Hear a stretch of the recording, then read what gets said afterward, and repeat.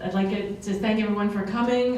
Once again, I want to thank Betsy Moyer and CCTV for filming this. We have a great library of our programs now with our cable station, Channel 8 in Concord, which airs every Wednesday at 12 o'clock. You can see some of our programs if you want to put your TV on, or you can stream our programs on your computer. So that's great, and thank you, Betsy, for doing that. And I want to, thank you, Lynn. And I'd like to thank Lynn Gargill. Lynn introduced us to our speaker today, Alex McNeil. They have been very interested in the Shakespeare controversy over the years, and so Alex is here to give us a talk about that. As you know, Alex was very modest about his background. When I asked him to send me a bio, he only said, "I'm a retired attorney," and that was it. So now that his wife is here, I learned that he has his own radio station, the MIT radio station, 88.1. He is a bass player in a rock and roll band. And the most important thing is that he won Jeopardy in 1995. All right, so no messing around with Alex with the facts. He also brought this newsletter. If you'd like a copy, he didn't bring a lot, so you can take one if you really want one. But anyway, please welcome Alex McNeil.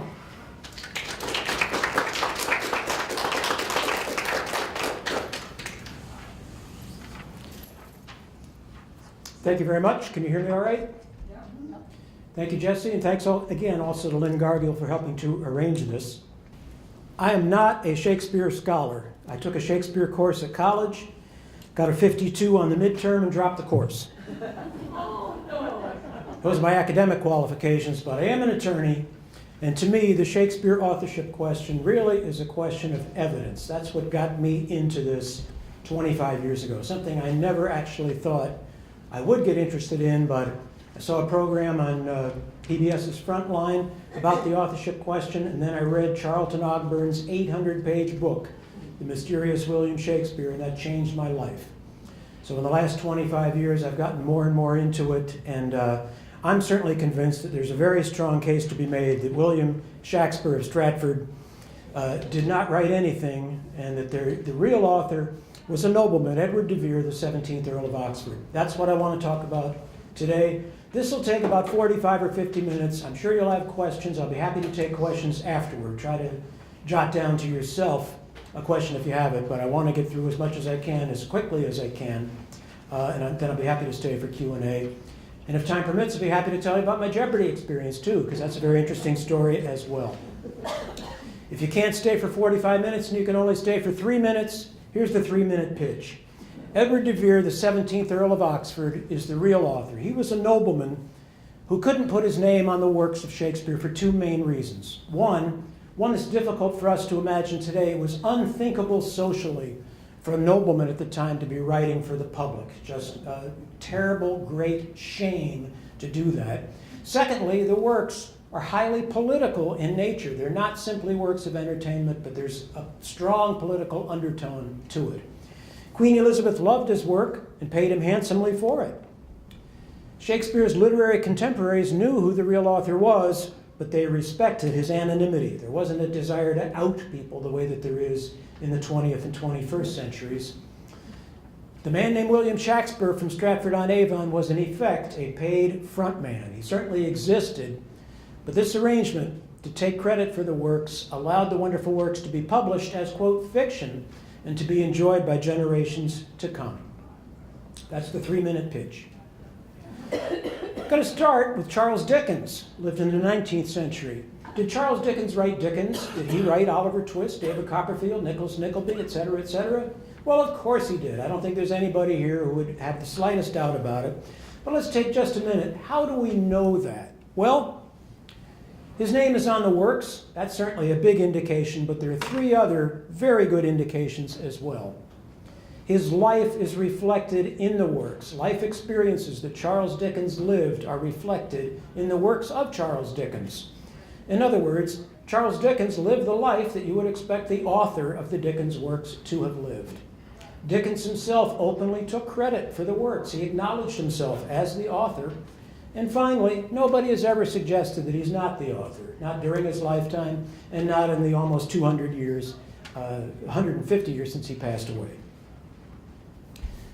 But William Shakespeare of Stratford, who lived from 1564 to 1616, what can we say about him in comparison? Well, yes, his name is on the works, but his life is not reflected in the works. What we know about Shakespeare of Stratford does not fit with the life of what we'd expect the author of the Shakespeare works to have lived.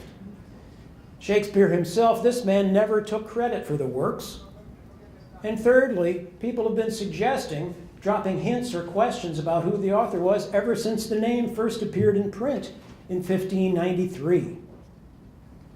So I'm suggesting that the Stratford man was a front man, not a pseudonym because he was a real person, something a little bit different, a front man, another human being who could take credit for the works. What are we talking about? Just a quick review when we're talking about the works of Shakespeare. Well, if you were a literate person in London in the 1590s, this is how you would have become acquainted with a writer named Shakespeare, in this order. The first printed work came out in 1593, a long 1,200-line romantic poem called Venus and Adonis. The dedication page bears the name William Shakespeare on it. It was very popular. It was considered highly erotic for the time, sort of an equivalent of what you might call softcore porn. But very popular, went through several editions over the next few decades. It was followed a year later by an 1,800-line poem, even longer, called Lucrece, also known as The Rape of Lucrece. This, too, carries the name William Shakespeare, who signed the dedication page. Both of these are dedicated to the 3rd Earl of Southampton. They're the only things that Shakespeare ever dedicated anything to, just these 2 long poems. Let's keep Southampton in mind. We're going to come back to him a little bit later. Also in 1594, individual editions of plays, later known as Shakespeare's plays, begin to emerge. They're known as quarto editions because they're about this size, the size of a small paperback book. All it's got is the text of the play, no other information about it, and one play at a time. About 18 of them appeared over the next 20 years or so. As I said, the first ones came out with no author's name on them, but they're later put into the Shakespeare canon. In 1598, quarto editions begin to appear with the name Shakespeare on them. The next published work in 1609, Shakespeare's Sonnets, a collection of 154 rather mysterious 14-line poems. Also at the back of that book is another 350-line poem called A Lover's Complaint. And finally, perhaps the best known work, the collected work of Shakespeare's plays, but not his poems, just the plays. 36 plays appeared in a single edition, known to us today as the First Folio. Published and printed in 1623, it's a big, thick document, expensive to produce, had about 900 pages in it, and this has got the text of 36 plays in it, including the 18 that had appeared in quarto editions, although they were, most of them, rather revised from the original quarto versions, and another 18 versions that were new, that people had not seen in print before. This, by the way, is not an original. If it were an original, it would be worth about $5 million. So that, in a sense, there's a handful of other poems. They're not important to today's discussion. That is what we would call the Shakespeare canon. About 5,000 lines of rhymed poetry, and again, 36 plays, histories, tragedies, and comedies. What is the traditional biography of Shakespeare? And traditional, let's call them Stratfordians. We like to use that term, but we'll call it traditional as well. The traditional biography is more or less like this. He was born in Stratford-on-Avon in 1564. He received an excellent education at the town grammar school. He made his way to London sometime in the 1580s, where he became an actor, a shareholder in a theater, a poet, and a playwright. He got to know the Earl of Southampton, who became his literary patron. He bursts on the scene in 1593 as a mature, fully formed poet with no known prior poetic works. He was actively writing plays, acting, and managing a theater from the late 1580s to about 1611. Around 1612, he retired, moved back home to Stratford, and he died there in 1616. A few years later, 2 of his fellow actors gathered up the manuscripts of his plays and had them all published in 1623. The famous Stratford Monument in his memory was erected to him that year. The conventional biography, though, if it's read carefully, you find that it's reasoning backwards from the conclusion. The conclusion is, we know he wrote the works because his name is on the works. We know when he lived, therefore he must have written the works during the time frame 1590 to 1611, from age 26 to age 47. Therefore, this is the life that he must have lived. And if you read even more carefully those standard biographies, the good ones always use qualifiers like he must have, no doubt, we can imagine that, etc., etc. What is the actual biography of Shakespeare of Stratford? I want to say something here. I'm going to start referring to the Stratford man as William Shakespeare with a short a, because most of the references to him at that time in his hometown in Stratford use a spelling with a short a, S-H-A-K-S-P, etc., etc. I know spelling is haphazard at the time. I don't want to make a big thing out of it, but in order to help keep in your minds a distinction between two persons or personages, when I'm talking about Shakespeare, I'm talking about the man who lived in Stratford and spent part of his life in London. And when I talk about Shakespeare, I'm talking about the author, whoever he was. So from the traditional biography, the only stuff that is actually provable are those facts. He was born in Stratford in 1564. Yes, he was a shareholder in a theater. He did spend part of his life in London. He did move back to Stratford. He died there in 1616. The first portfolio was published in 1623, and the monument was erected to him. There's no doubt that such a person existed, but what is the actual biography?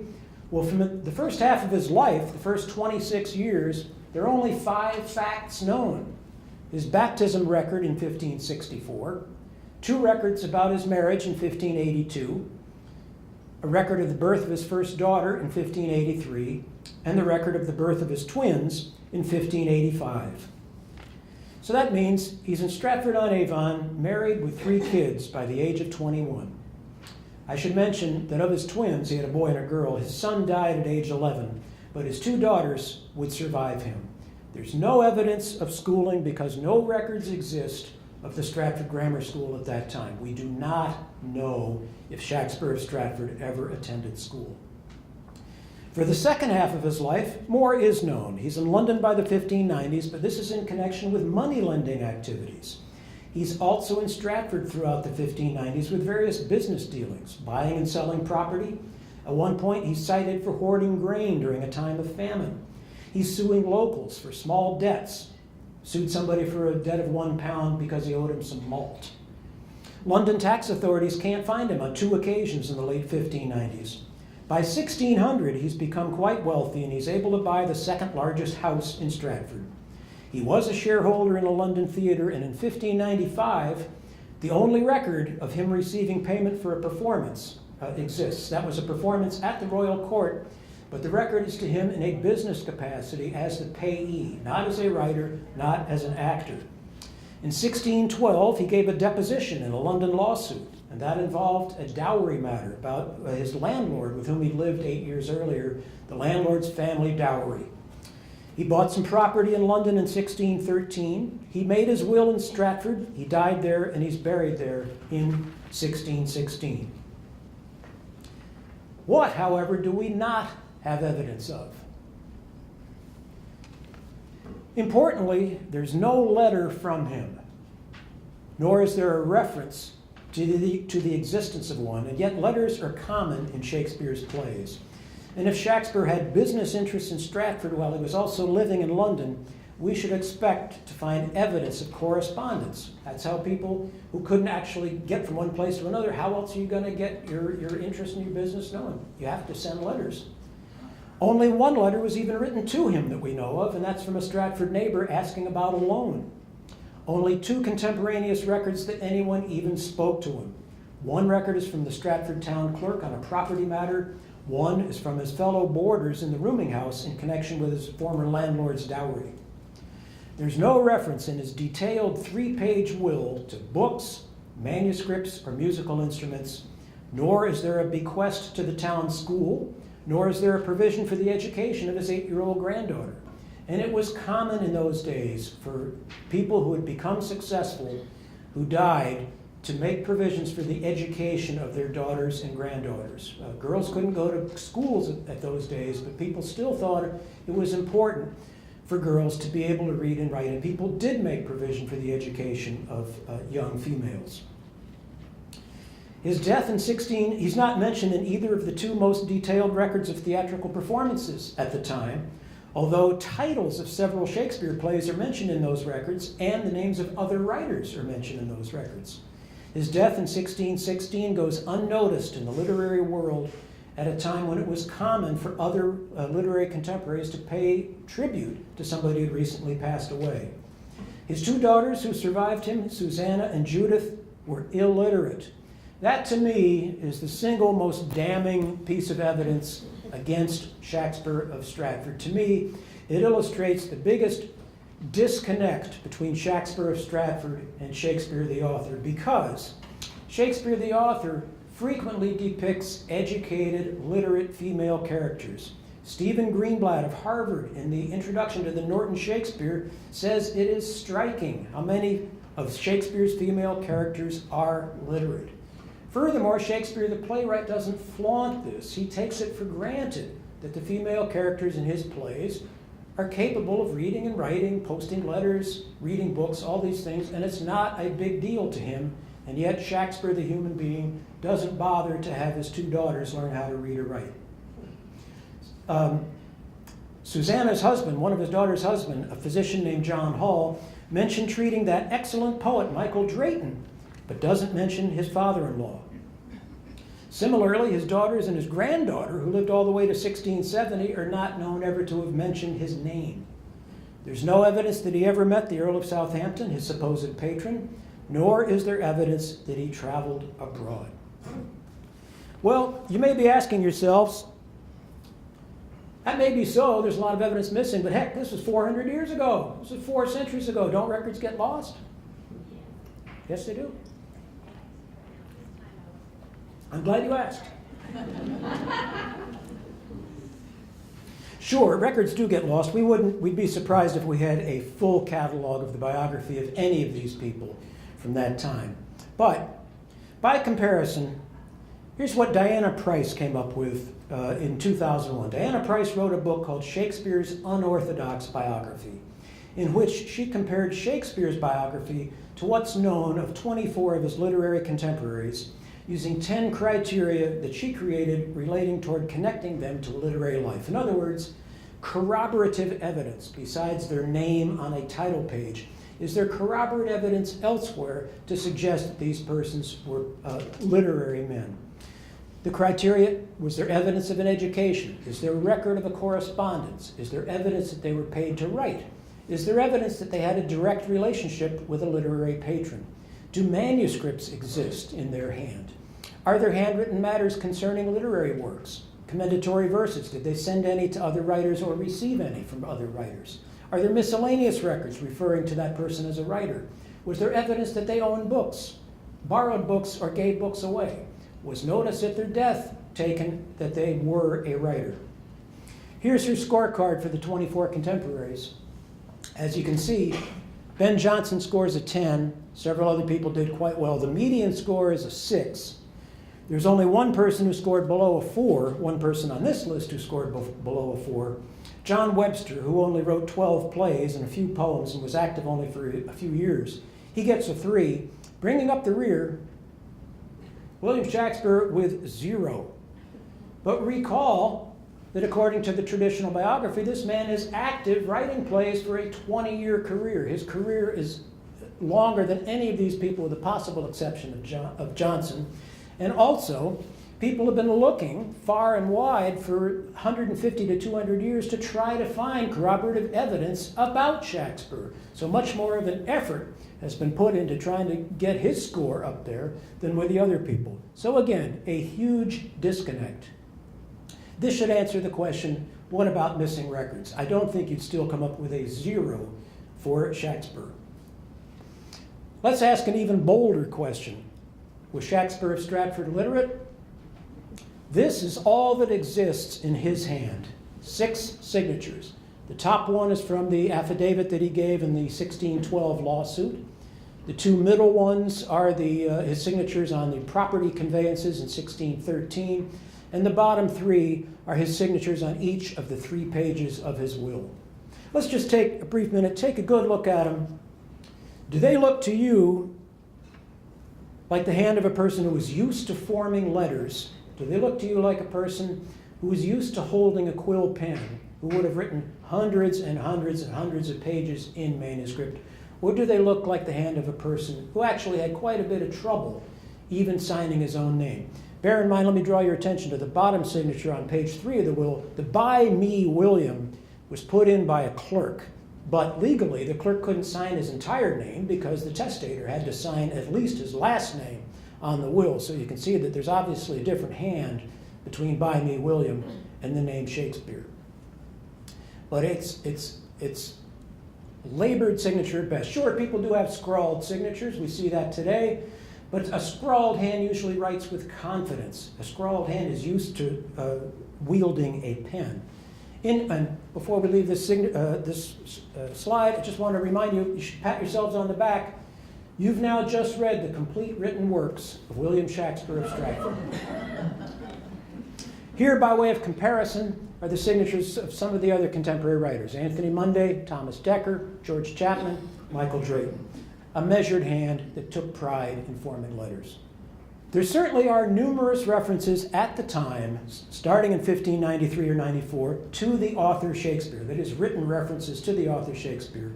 But they don't establish that the Stratford man, that Shakespeare was the author, just as a reference to the name Mark Twain doesn't prove that there was a human being named Mark Twain. It simply means that the name is out there and is known to the public. Indeed, several early references to the author Shakespeare suggest an allusion. One, for example, is to, quote, our English Terence. Terence was a Roman playwright who was widely believed at that time to have been a frontman for members of the Roman aristocracy. Another says, quote, Shakespeare, we must be silent in thy praise. Why would we need to be silent in praising a famous author? And perhaps the most interesting one, by Thomas Vickers in 1624, mentions, quote, that famous poet who takes his name from shaking and spear. Yet Vickers mentions other writers by their actual names in the same document, but he uses this curious circumlocution to refer to the man who takes his name from shaking and spear.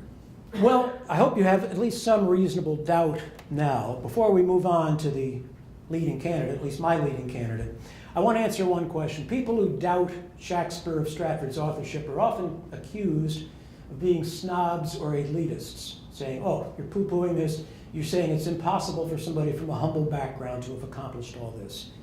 That is not true. Could somebody like Shakespeare, a commoner from a country town, have acquired all that he needed to write this vast quantity of work?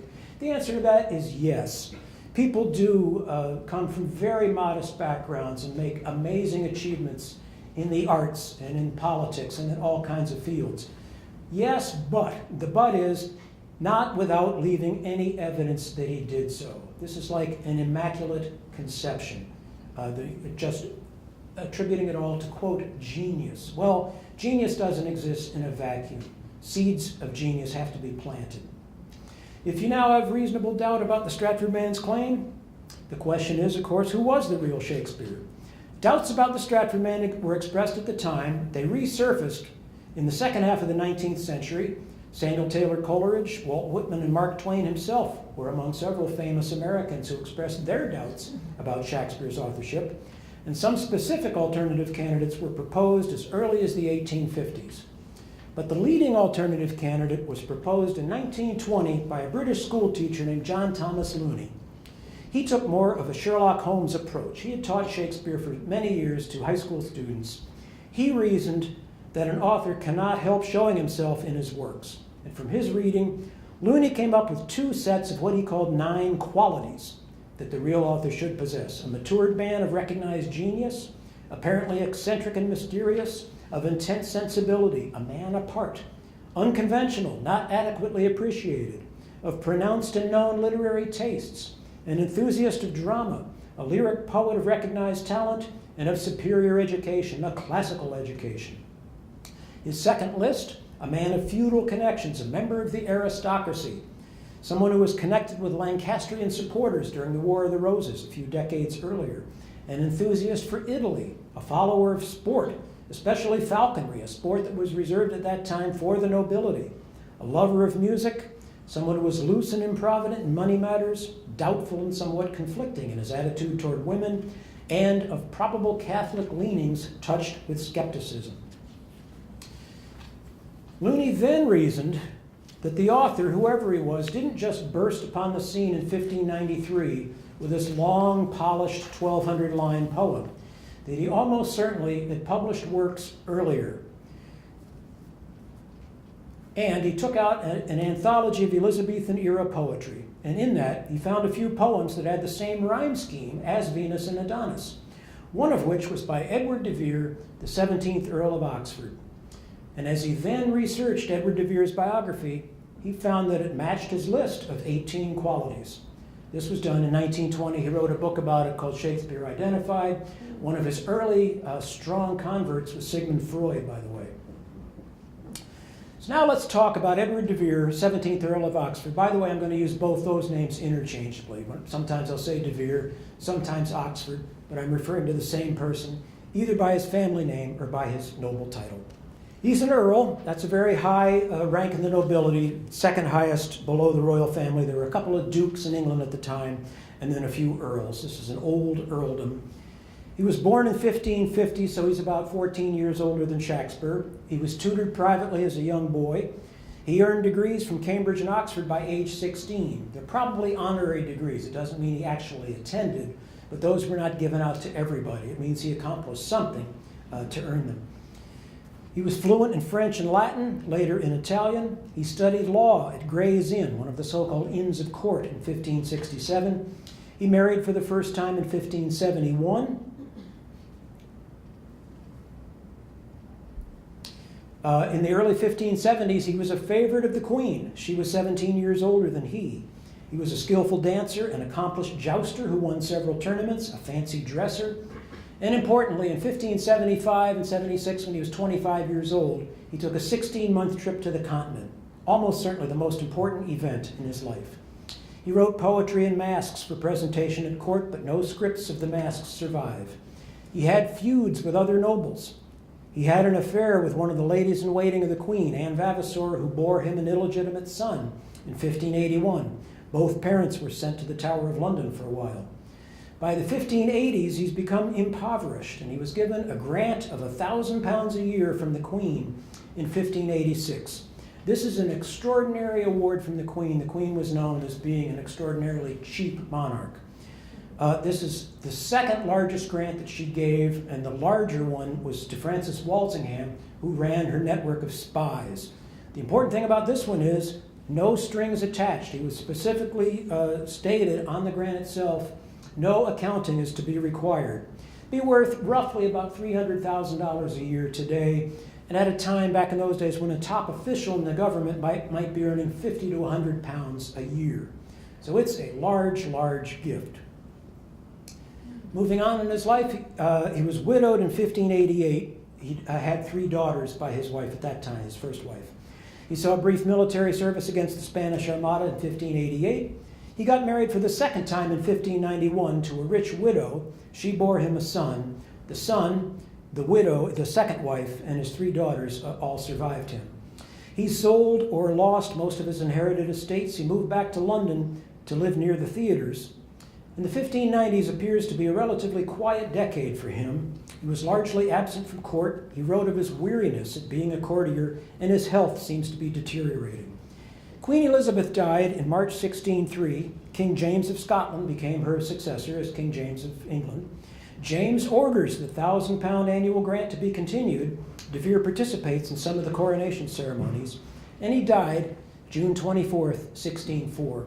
Curiously, nobody knows where he's buried, and he left no will. So that's a brief timeline. We'll fill in a few other things from parallels between Shakespeare's work and life, the known life events in Edward de Vere's life. The volume of parallels is simply far too great to be coincidence. I'm just going to highlight a few today, but there are an extraordinary number. If anybody's got the life experience to be Shakespeare, it is Edward de Vere. Let's begin with All's Well That Ends Well, one of the comedies. The play opens with Bertram. He's a young nobleman whose father has died, and he becomes a royal ward. He's to be married against his will to a young woman named Helena, but she's beneath his social station. She's not a member of the nobility. The king fixes that by before the marriage, elevating her family to the nobility. The same thing happened to Edward de Vere. His father, the 16th Earl, died when he was 12 years old. Under English law, that is when Edward de Vere was 12, under English law, when a nobleman died leaving underage male children, they became wards of the crown even if their mother was still living. Wardships could be sold, but the most lucrative ones were kept by the crown. So young Edward de Vere went to live in the household of William Cecil, Queen Elizabeth's long-serving and most trusted minister, who also ran the Court of Wards. Cecil House, where he lived, was known for its large collection of books and its lavish gardens. Record of de Vere's daily academic calendar still exist. As a ward, his estates were managed by other people. This was the beginning of a lifetime of financial woe. When he reacquired the right to inherit his estates when he became 21, they were already seriously mismanaged, and again, a very, very serious financial downfall for him. In 1571, William Cecil arranged for the 21-year-old Edward de Vere to marry his daughter, Anne, who was 15 at the time. Shortly before the marriage, the Queen elevated Cecil's family to the nobility. He became known as Lord Burleigh, just as in All's Well That Ends Well. I should add, this was not a happy marriage, at least for the first several years. Another good example from Henry IV, Part 1. There's a scene in there where Falstaff and his pals decide to rob some people on the road to Gad's Hill. And this takes place during the 14th year of King Henry's reign. Well, in 1571, the 14th year of Queen Elizabeth's reign, 3 of Oxford's men set upon a group of Cecil's men on the same road as a prank. I mentioned de Vere's trip to Europe. Almost all the Shakespeare comedies and some of the other plays are set there, especially in Italy and France. Love's Labour's Lost, Much Ado About Nothing, All's Well That Ends Well, As You Like It, Taming of the Shrew, The Two Gentlemen of Verona, Romeo and Juliet. 2 are set in whole or in part in Venice, Othello and The Merchant of Venice. Venice, where he spent several months in his mid-20s, would have been the most exciting city in the world for the arts at that time. Shakespeare knows the city well. It's also the home of the Commedia dell'arte, a form of street theater using stock characters in stock settings. Some of that is reflected in the plot structure and the characters of Othello. Oxford was in Venice at a time when relations with the city's Jewish community were tense. What's the essential plot of The Merchant of Venice? The merchant, Antonio, is liable to the Jewish moneylender Shylock on a bond for the sum of 3,000 ducats because Antonio's ships have supposedly been lost at sea. The parallel 2 years later, after de Vere returned home, he invested 3,000 pounds in an expedition to find the Northwest Passage in North America. He lost it all. The organizer of that venture was a man named Michael Locke. Shylock, Locke, 3,000 pounds, 3,000 ducats. During his trip to the continent, de Vere also visited France, Germany, Verona, Venice, Sicily, and Genoa. The Taming of the Shrew, set in Padua. Catherine's father is named Baptista Minola. While de Vere was in Italy, he arranged to receive money from 2 gentlemen, one named Baptista Nigrone, one named Pasquino Spinola.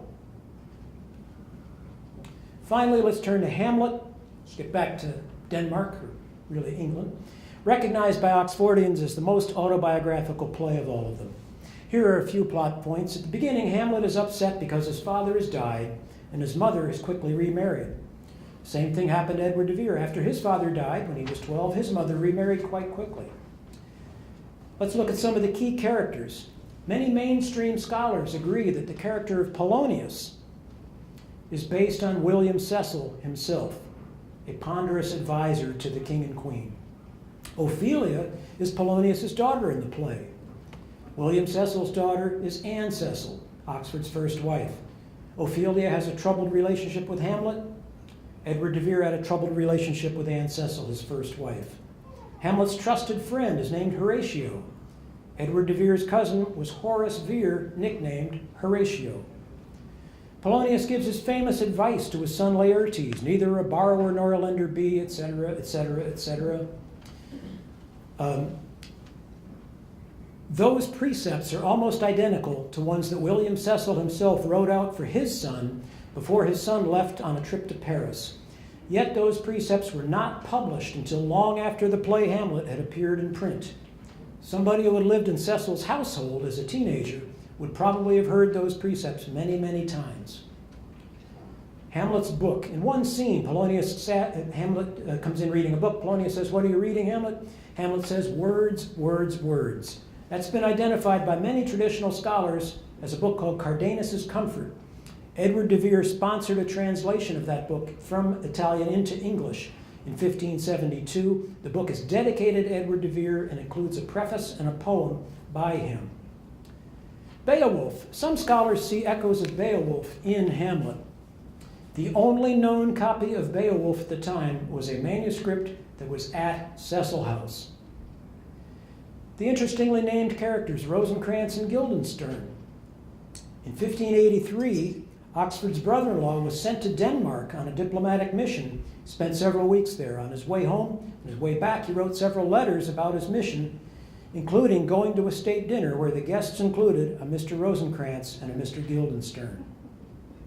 Pirates. In the play, Hamlet is beset by pirates as he's crossing the English Channel and he's stripped of his clothes. The same thing happened to Edward de Vere on his trip back from the continent in 1576. His ship was attacked by pirates and he was stripped of his clothes. I think he was left with his underwear, but stripped of his outer clothes. And finally, the reference to 1,000 pounds. Hamlet stages a play within a play where he's going to capture the conscience of the king, and the king suddenly orders the play stopped. And Hamlet discusses these goings-on with Horatio. "Oh, good Horatio, I'll take the ghost's word for 1,000 pounds, the same amount as his annual grant from the crown."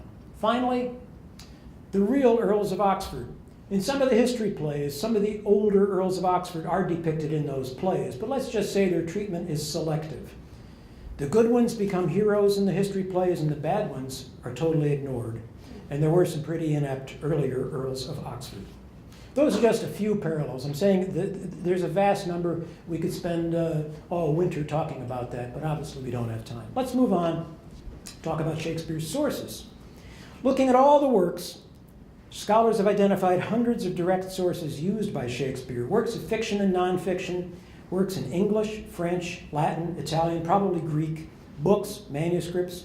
Shakespeare knew about recent scientific theories such as Copernicus, his theory that the earth moved around the sun, circulation of the blood being pumped throughout the body by the heart. Obviously, Shakespeare loved literature, read voraciously, and had ready access to books. However, no Shakespeare source material was published after 1604, the year that Edward de Vere died.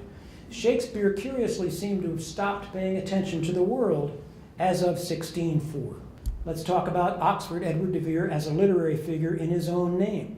At least 28 books were dedicated to him during his lifetime. He wrote poetry under his own name until about 1576. Some of those may even have dated from his teenage years. He sponsored a literary salon throughout most of the 1580s. He hired Anthony Munday and John Lilly as his personal secretaries, both of whom became well-known literary figures in their own right.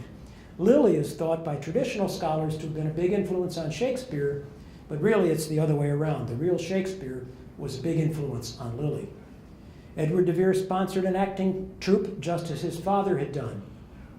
He's referred to as a playwright during his lifetime, although no plays exist under his name. Three other things. In 1578, Gabriel Harvey gave an oration to him at court in Latin, in which he was urging him to abandon his literary efforts for duties more suited to a nobleman, like fighting. And he addressed him in Latin as Vultus Tila Vibrat, which may be translated as "Thy will shakes spears," perhaps planting the seed of that name way back in the 1570s. Bear in mind, Shakespeare of Stratford is only 14 and still living 100 miles away, nowhere near London. In 1586, he's recognized as a poet. A book's published that says, "There are many honorable and noble lords and gentlemen of Her Majesty's court, are most excellent, skillful," at writing that is, "among whom the Earl of Oxford may challenge to himself the title of most excellent among the rest." 1589, 3 years later, another book mentions a number of Her Majesty's servants have written commendably well, as would appear if their doings could be found out and made public with the rest, of which number is first that noble gentleman, Edward, Earl of Oxford. So he's known certainly as a literary figure during his lifetime. He's not a mystery man in all senses of the word. Let's talk briefly about Shakespeare's general themes. If you read the whole canon, what would you take away from it? The traditional view is that Shakespeare, the writer, is writing for the public theater. He's writing to get audiences into the theaters. He's writing to sell tickets. His motive is entertainment. This, I submit, is a fundamental difference between traditional scholars, Stratfordians and Oxfordians. Oxfordians believe that the works were not written originally for the public theater, but rather for presentation at Elizabeth's court and at private venues, such as the Inns of Court. Shakespeare's point of view is that of a nobleman. He knows kings, queens, ambassadors, and courtiers extremely well. In contrast, he doesn't depict common folk that way. They're usually two-dimensional stock characters, often put in for comic relief and often given just stock names, like Dogberry, Shallow, Tearsheet, and so on. And looking again, overall, his overriding theme seems to be the question of royal succession. All the history plays, the tragedies, and even some of the comedies deal with this topic. Who has the right to the throne? Does some candidate lack a quality necessary to be a good ruler? If this is so, Shakespeare's intended audience was the Queen herself and those closest to her. Most of the plays, Oxfordians submit, were written much earlier, in the 1570s and 1580s, when Elizabeth was marriageable and could have had a child. There's much evidence for this, but Stratfordians don't dare consider it. Some Oxfordians even think that the purpose of that £1,000 grant in 1586 was to enable him to write new plays or revise his older ones for the public theaters, especially the history plays, to help build a sense of English patriotism against the very imminent threat of foreign invasion, which actually happened 2 years later when Spain invaded. Oxford's probably spent the last 15 or 18 years of his life revising his works for this purpose and to get them ready for eventual publication. The differences between the quarto and folio editions of many of the plays show evidence of revision. Even so, though, it was against the law at the time to write or speak about royal succession. This was a totalitarian society.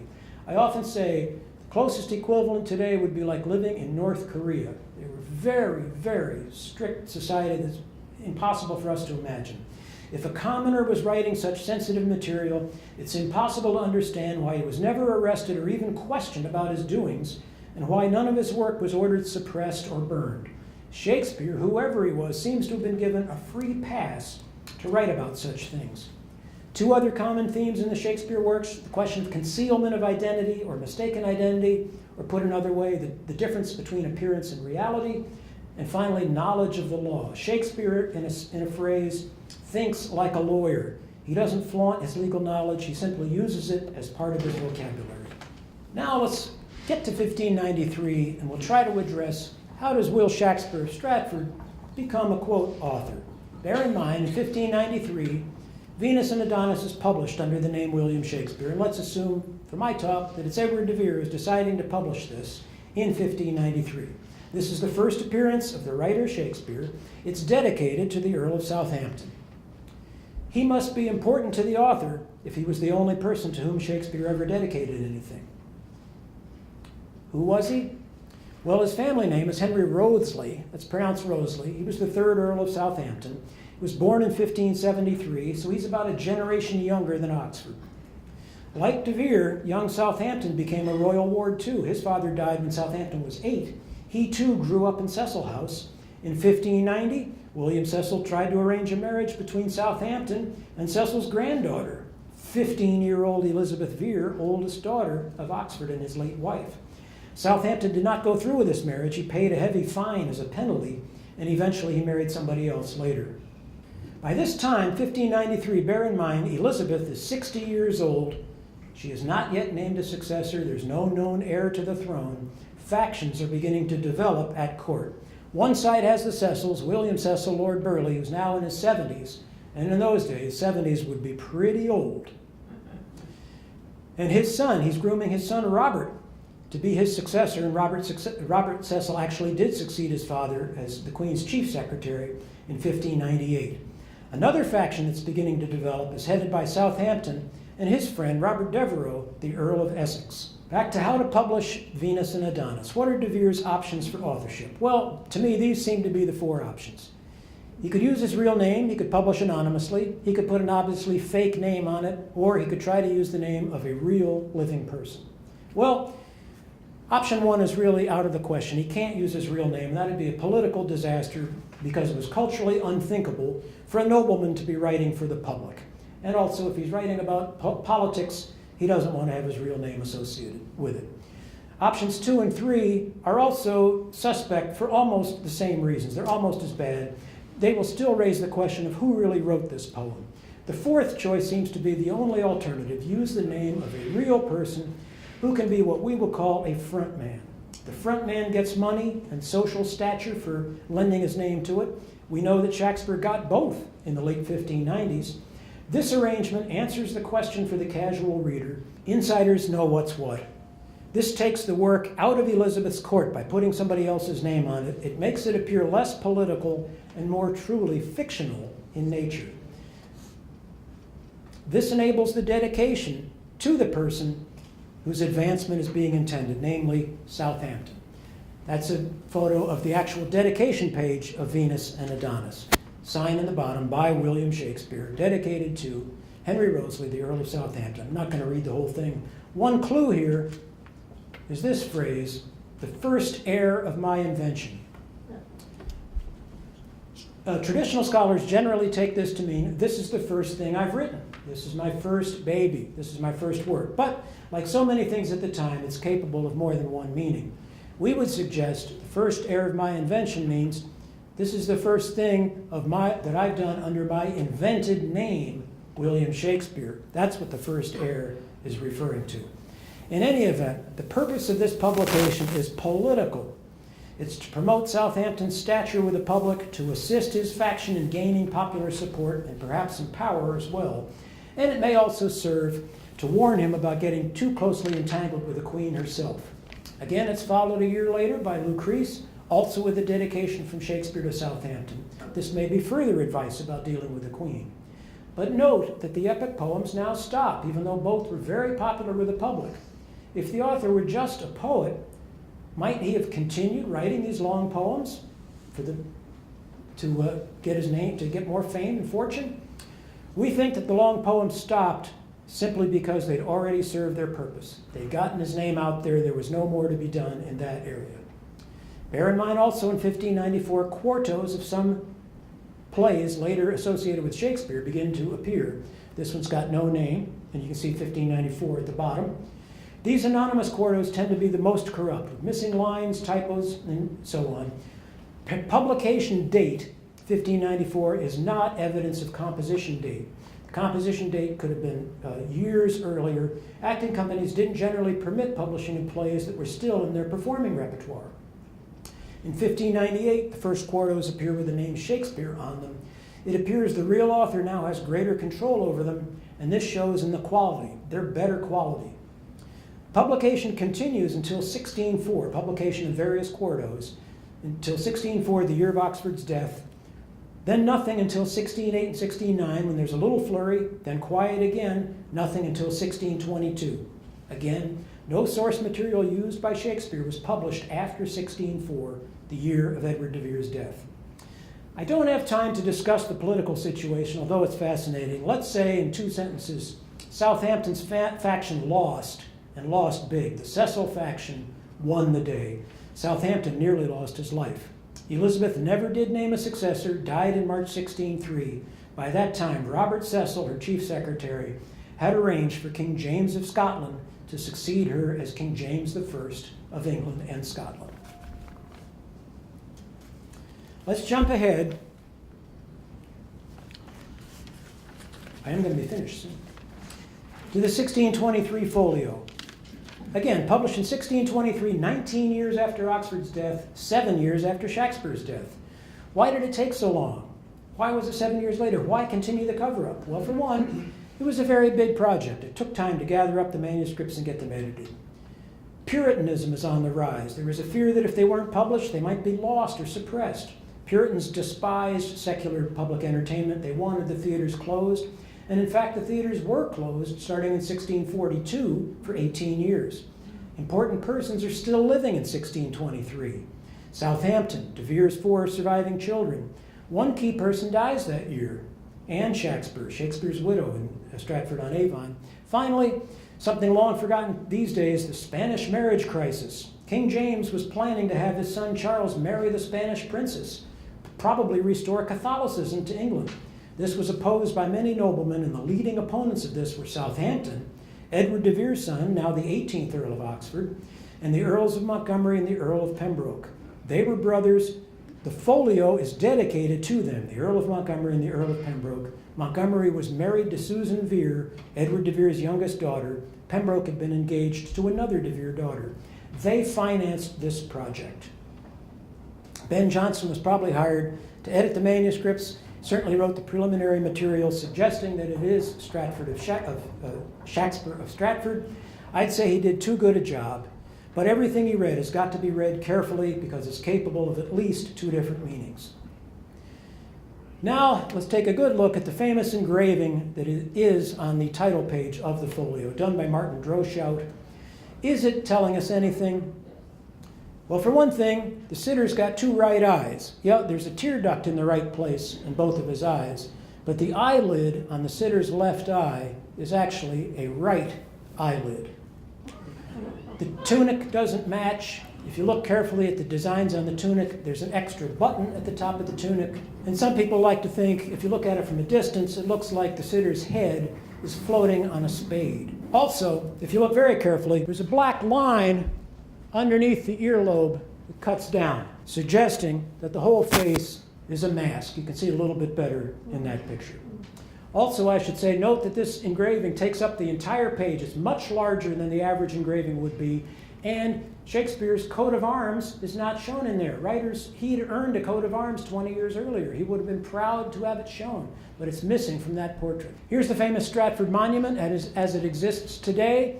And traditional scholars would tell you this is the way it was erected in 1623. Gentle Will holding a scrap of paper in his left hand and a quill pen in his right hand.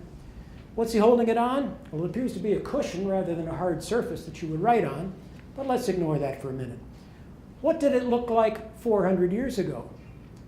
Here's an engraving from a book published in 1656, taken from an engraving that was made in the 1640s, showing no piece of paper, no pen, and the sitter is obviously holding what's been identified as a wool sack, a sheaf of sheep skins or sheep fleeces tied together at the corners.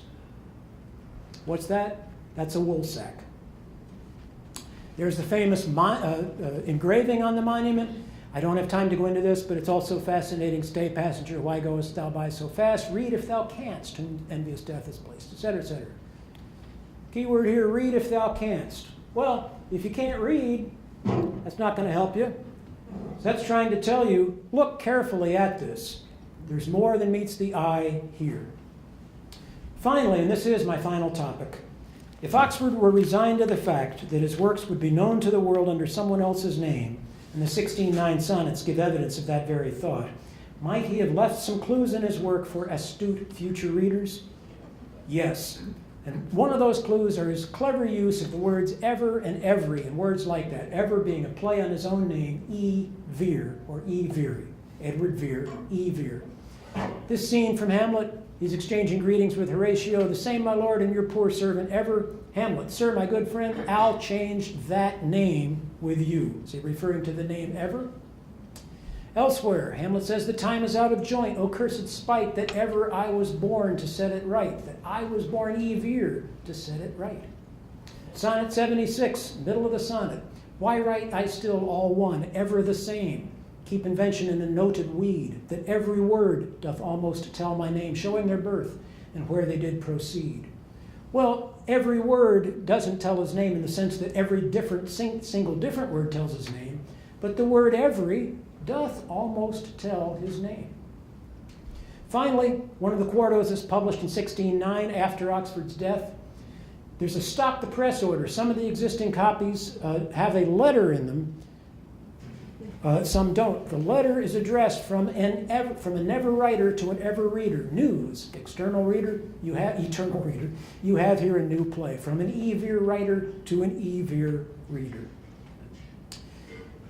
So my conclusion, if you have the wrong person as Shakespeare, you not only have the wrong man, you have the wrong message, the wrong time, and the wrong audience. Thanks.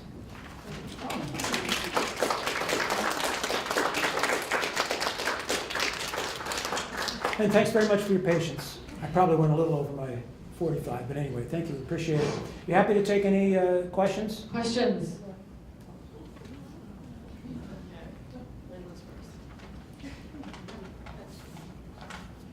I don't know why there's still an argument, as a matter of fact.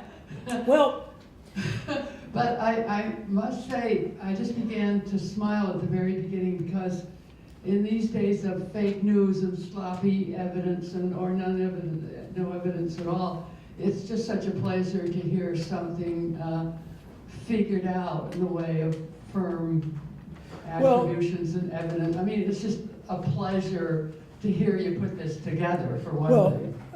Thank you very much. I really appreciate that. Let me say a couple of things. Certainly, I've not given a fair and balanced approach. I've given, my own side on this. I will say what you picked up. The authorship question, in a general sense, people who are members of the Shakespeare Oxford Fellowship that I edit the newsletter of, there are a lot of lawyers, a lot of scientists, a lot of physicians, some engineers.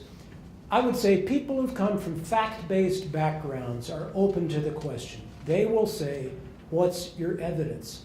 And particularly lawyers, part of a lawyer's job is what is the evidence? What value do we give to evidence? What inferences can you draw from the existence of certain facts? And the very, very interesting question is, what can you conclude from the absence of evidence? A common lawyer saying is, let me see if I get it right, absence of evidence is not evidence of absence.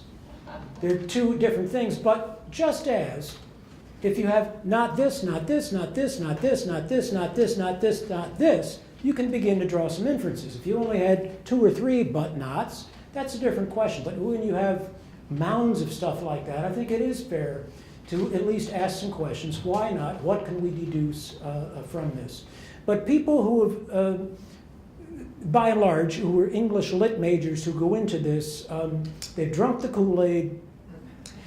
They've also been taught by professors and academia is often a closed shop. You don't get ahead. You don't get a tenured position in a major university as an iconoclast, particularly in an area in the humanities where you can't prove this with a scientific test. We can't do DNA testing on this and solve it. No, but what do they have to debate with? They have the traditional story is that, well, he must have. His name is on the works. There are references to an author named Shakespeare. And there are, a few things like that. We can imagine that he must have done this. That is the best story. And also ad hominem arguments. People who doubt it are snobs, are crazy, are elitists, and are not trained as literary historians, are not trained in this area. Oh, we have the keys to the castle. You have no business questioning our firm conclusions. So it's still an argument then? Oh, no, I would say it's not even, we won't consider it. The Declaration of Reasonable Doubt people have offered £40,000 to the Shakespeare Birthplace Trust to put Shakespeare on trial. They won't do it. You have the mic? Yeah. Thank you for coming today. Thank you. Many, many years ago when I was in college, I wrote a paper on Christopher Marlowe's influence on Shakespeare. Do you have any thoughts about Marlowe? Well, he's a better candidate than Shakespeare of Stratford. Just about there are dozens of people who have been put forth as the putative author. Well, the question is, do you believe that Marlowe was killed in 1593? Some people believe that was a fake death, that he survived it, and that he exiled himself and became Shakespeare.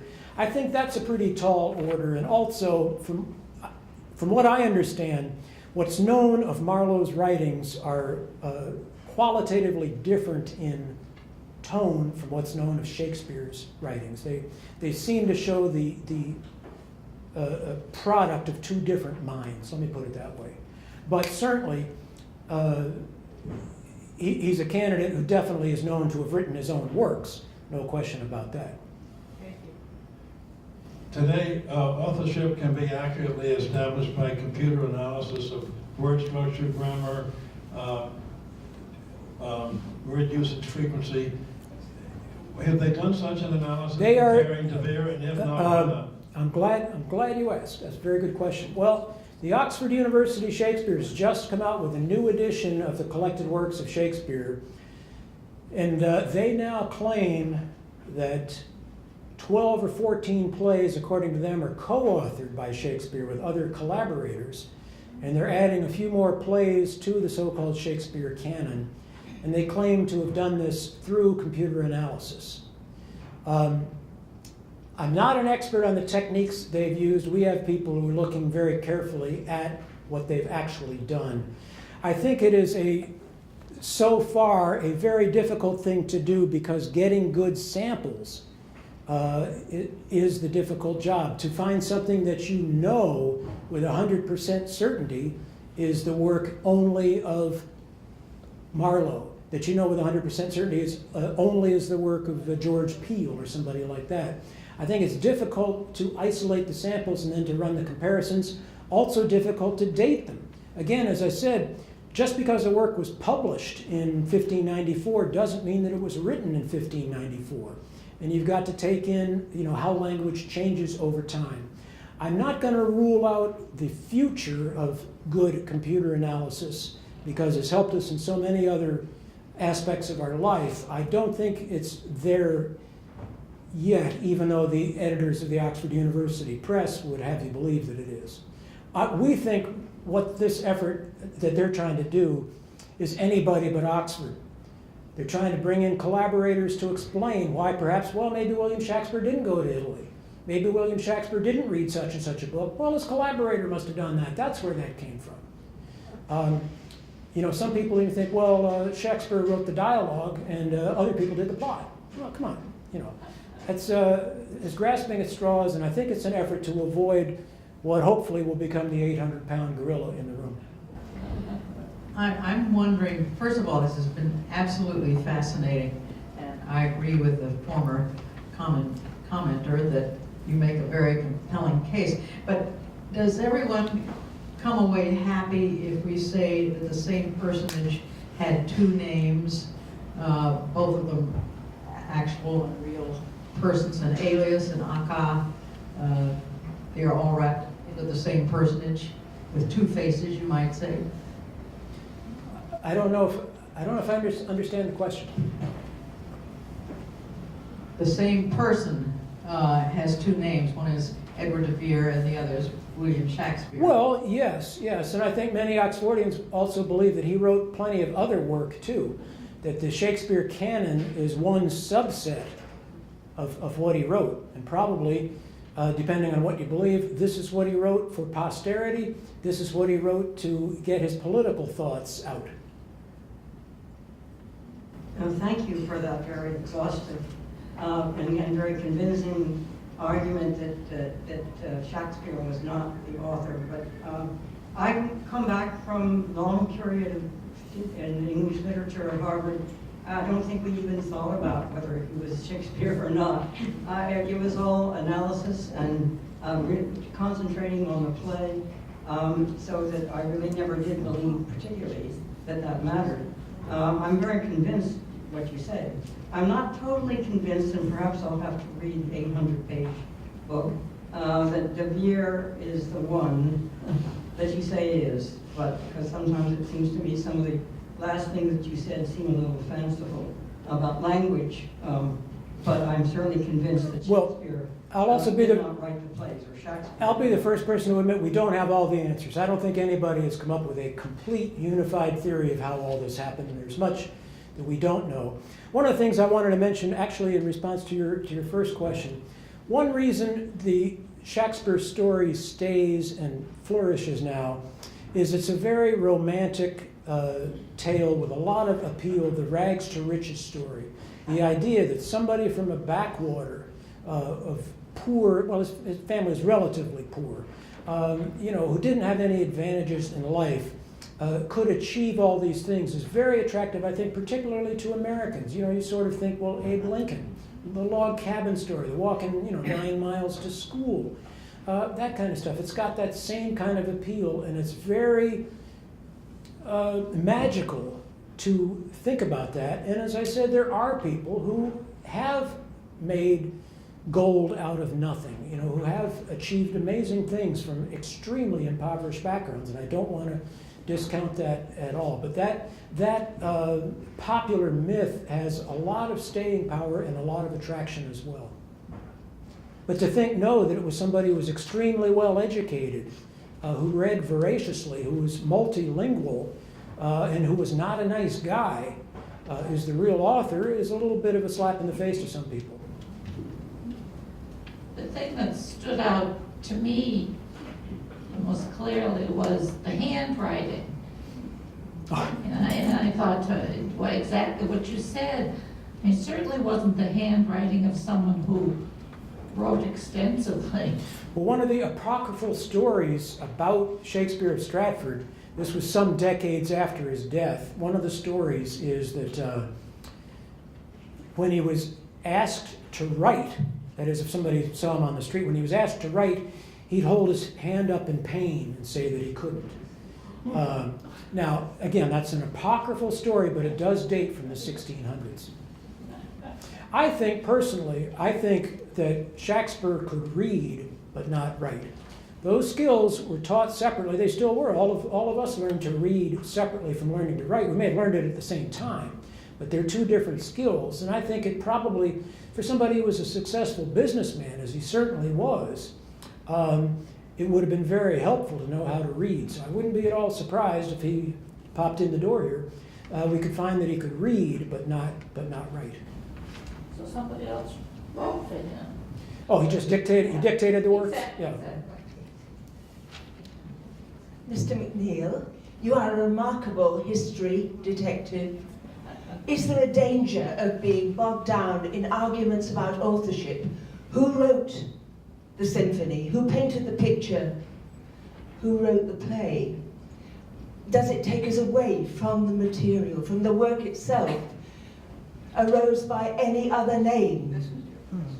Well, would smell as sweet. Now, wouldn't De Vere be pleased to have an anonymity?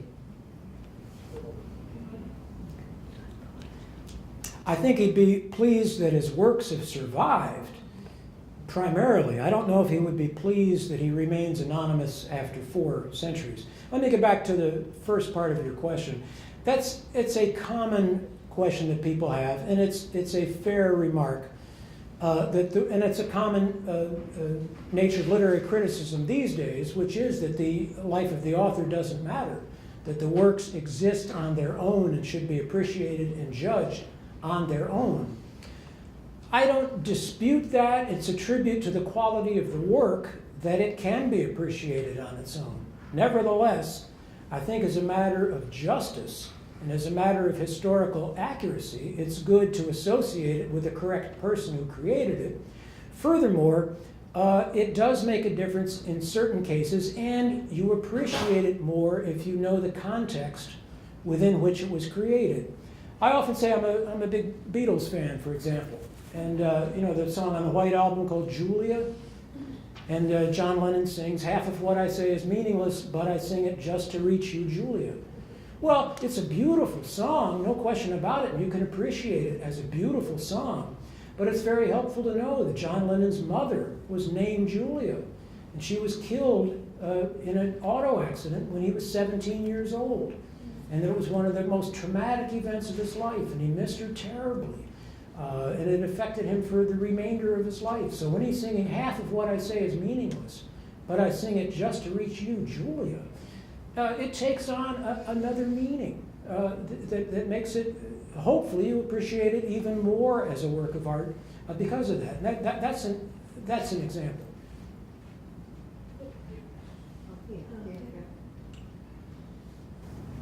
You just let me ask you a question because you commented on what I've been thinking about.